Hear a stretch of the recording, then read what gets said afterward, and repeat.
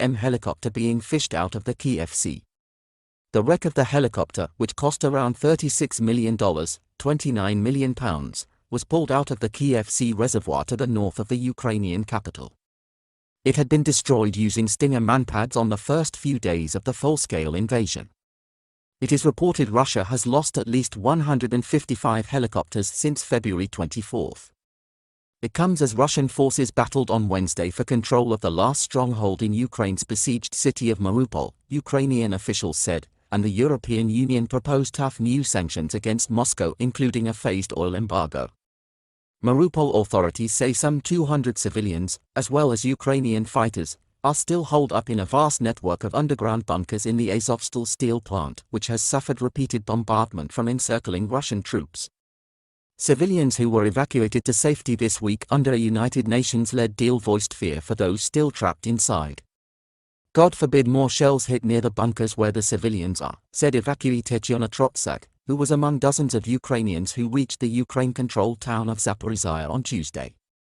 After failing to capture the capital Kiev in the early weeks of an assault that has killed thousands and flattened cities, Russia has accelerated attacks on Ukraine's south and east, where the Azov Sea port of Mariupol is its main target.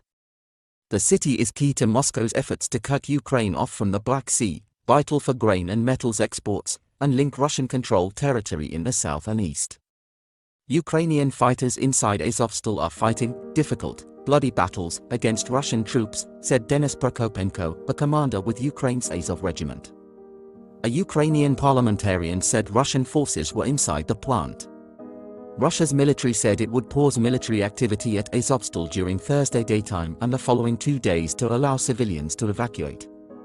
Humanitarian corridors will be opened for the evacuation of civilians, working personnel, women and children, whose presence in the underground facilities of the plant has been announced by the Kiev authorities, Russia's military said.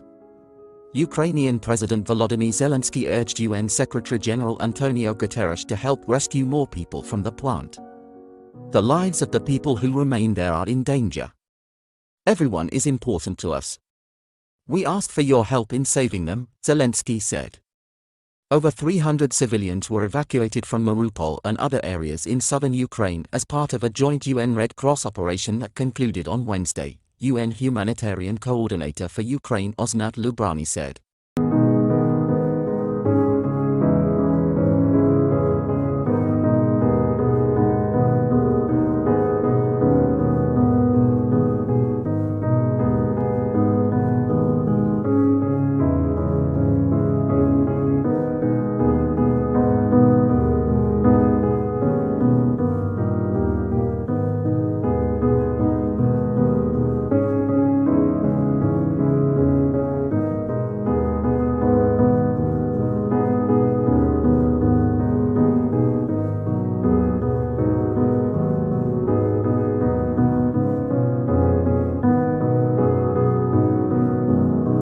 While this second evacuation of civilians from areas in Mariupol and beyond is significant, much more must be done to make sure all civilians caught up in fighting can leave in the direction they wish, Lubrani said.